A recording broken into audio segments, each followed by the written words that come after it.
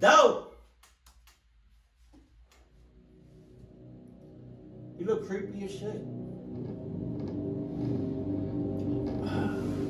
I want to react to Halloween. Like Halloween ends on, like for Halloween this year. But I don't know if that's going to happen though. I don't know if it's going to be out. It was Halloween 2012, my senior year of high school. I went to a Catholic school, so we always had the day off after Halloween because it was considered a church holy day. So my friends were game to start our weekend early. On nights when we didn't go to parties, we usually do the same thing. We sit on my front steps for a couple of hours and joke around. Then we would walk the neighborhood and usually end up at this shitty pizza place across town because the prices were so cheap. Since a few of us had recently broken up with our girlfriends, we weren't in much of a party mood, so we did our usual. It's around 10:30 at night, and the pizza joint's closing up for the night. There were three of us, me, my friend Pat, and my friend Jack. We finish our food, refill our drinks, and head out. To get back to my house, we had to cross this large mall parking lot that's about 4 football fields long and 2 wide. I should mention at this point that we aren't dumb, naive kids. We all had grown up in the city and had our fair share of urban experiences. All three of us were pretty streetwise and were confident on the street by ourselves. But we experienced something this night that we were totally unprepared for. So we're walking through this parking lot and it's absolutely desolate. Not a soul in sight. Suddenly we see a white tradesman van creeping slowly behind us, about 100 yards back.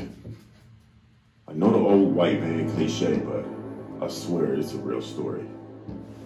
I point it out to my friends, and we pick up our pace.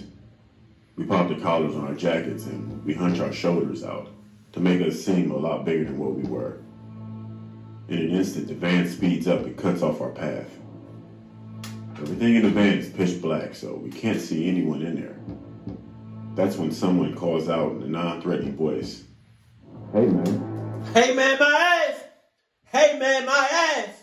Hey man, my ass! Clark, I wouldn't even have heard that. I would have been 6 miles out in 6 seconds by the time. Come on now. Come on, buddy. Happy Halloween. My ass. You guys like Halloween? Oh no. Despite the jovial manner in which this was said, a van doesn't cut you off in the parking lot unless it had bad intentions. We had nowhere to go. We could run, but they're in a van. They would catch up easily and we'd have to turn our backs to them. So how about just split up? How about just go in different directions? It's only one van, hopefully. You know, he's gonna catch somebody. Not me, but I'm just saying. He says it again. Hey man, you guys like Halloween? Shut up. I respond trying to sound tough. Yeah, but it's over now, alright? So, we're heading home, and you're on our way. Nah, dude, it ain't over. We still got tons of candy in here. The tone suddenly shifted, and still we can't see anyone in the van. Three of us puff our chest out, get ready for a fight. After a brief silence that felt like it dragged on for hours, Jack cuts the tension by sternly saying, "Hey, listen up, man. I don't know what you think you're about to do, but if you don't leave, it's going to be a problem." Once he said that, the back door of the van swung open, and 2 very tall men stepped out. They had black suits on with black leather gloves, and were well-built and strong-looking. Again, all you describing the shit out of this. My back itch, that's what I'm trying to. But you, come on, man. You describe the shit out of the van. You describe, you hear their voices.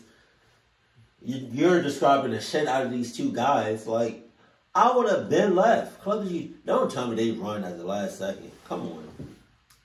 But the most menacing thing was that they were both wearing these cheap Mitt Romney masks. That's when we realized this wasn't a Halloween prank. At that moment, all 3 of us went to take off. Alright. But the van started driving circles around us. Alright. We had no idea how we were going to get out of this situation. Split up! I had no idea what these guys were planning to do with 3 18-year-old men. But they seemed like they knew what they were doing. and we were all getting ready for the fight of our lives.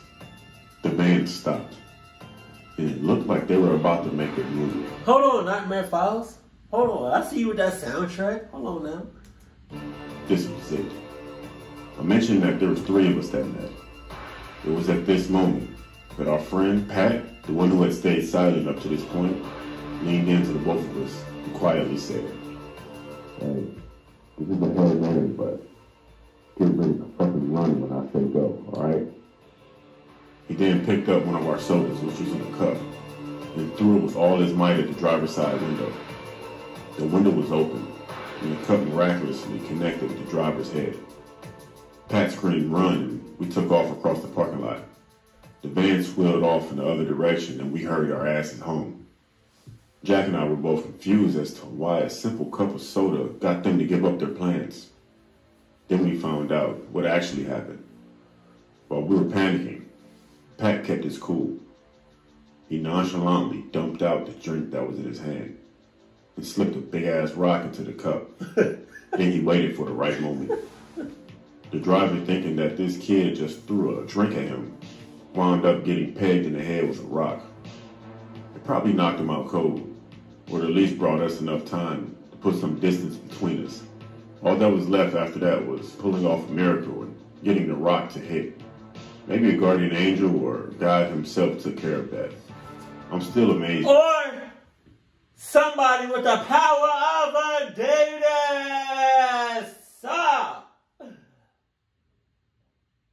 within a 6-mile radius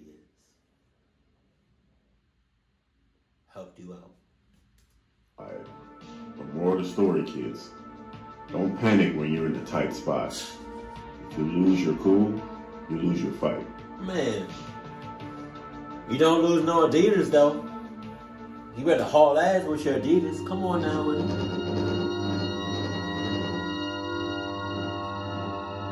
The power of Adidas.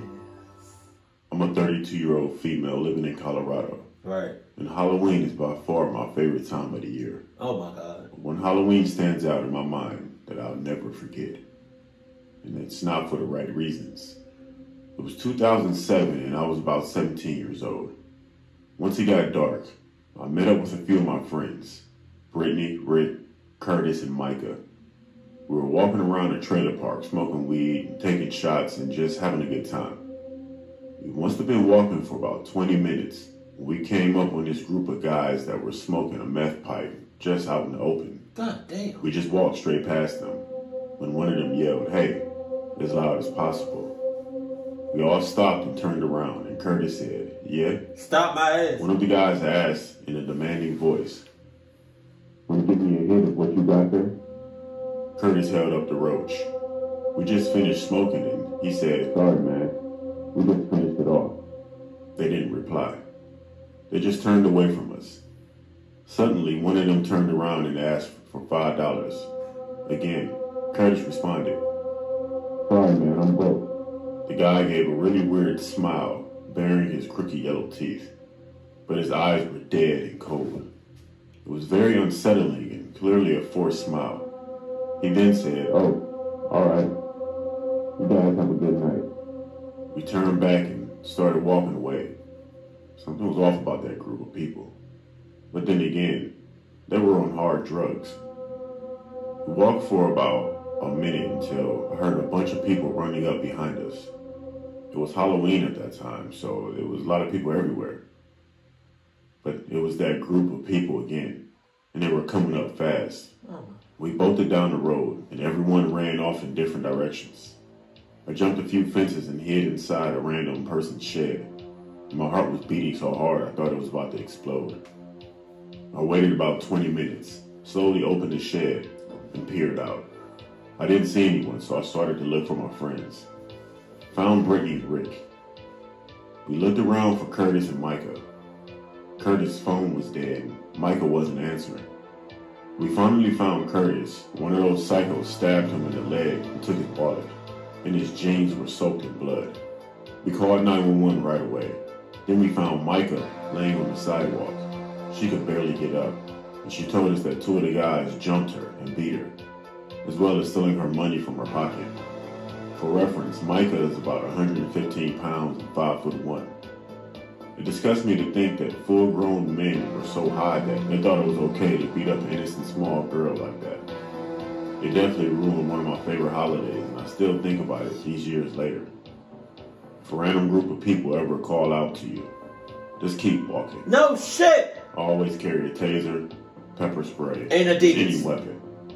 You never know what kind of weirdos are lurking out there in the dark. Every day.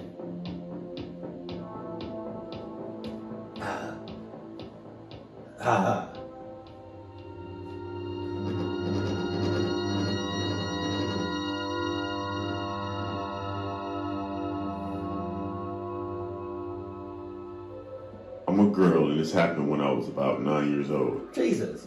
At the time, I loved to trick-or-treat in my neighborhood. This was short-lived because, by then, my neighborhood wasn't exactly safe anymore.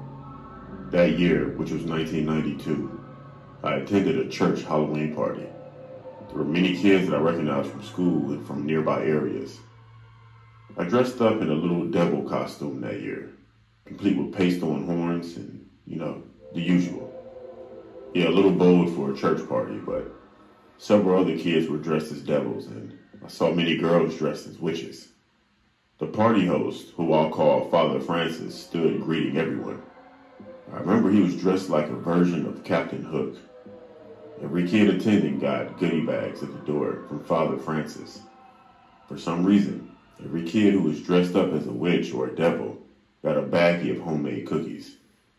They looked like sugar cookies, with powdered sugar dusting the tops. The party was great fun, but I was eager to get home and try a cookie. Father Francis had told us not to eat the cookies there because he said it's our little secret. Pause. I saw nothing sinister at the time, but looking back, something seemed weird and wrong. When I got home, I decided to try one the next day. Oh, God. I remember finally trying the cookie. I almost immediately spat it out in the garbage. It tasted really bad, and the powdered sugar was bitter tasting. My mom noticed my reaction and asked to try one. Her reaction was identical to mine. She demanded to know where I'd gotten these from. I told her Father Francis had given me a bag of them. Not Father. Grabbing the bag, she inspected the cookies. She smelled the bag, making a suspicious face. And then she tasted the powdered sugar. Her eyes widened, and she practically hurled the bag of cookies into the trash. Don't eat those, honey, alright? Those are bad. Very bad cookies. As this was a Saturday, we had no way of alerting fellow classmates or friends. Monday, I learned the worst had happened. 16 children, all who had been given a bag of cookies, had been hospitalized for contamination. We learned the powdered sugar was in fact ant chalk. What? Of the 16 children that got sick, 2 died because they'd eaten a whole bag of cookies. Ant chalk? Thankfully, I never got sick because I only bitten one, but never swallowed it. Ant Father chalk? Francis ended up going to prison for 20 years for his involvement. Oh. He claimed in his defense, he was doing God's work by ridding the world of evil. Ant He chalk? turned out to be an evil man who felt no pity for the children who got sick, or the 2 who had sadly died. I heard as they hauled him off to prison, he kept screaming, "I did God's work. I'm a true God. I did nothing wrong. I did nothing wrong." From then on, I bet God talking about, you ain't do my work. I don't know what God you talking about. Hell no. It wasn't mine. No. Nah, you're not gonna put that shit on me. Do not put that shit on me. Jesus. Come on, man. Ant chalk? I'm guessing that just kills ants. Cause I've never heard about that. I never attended another church party of any kind, and my trust for those figures was pretty much destroyed. I also have almost never accepted baked goods from others again. I'm saying. I kept thinking, what if I had been one of those who had eaten a full bag? You would have died. Chances are I've been hospitalized too, or much worse. The moral of the story is, be careful of anything you accept from others, even if they're a person of cloth. Well,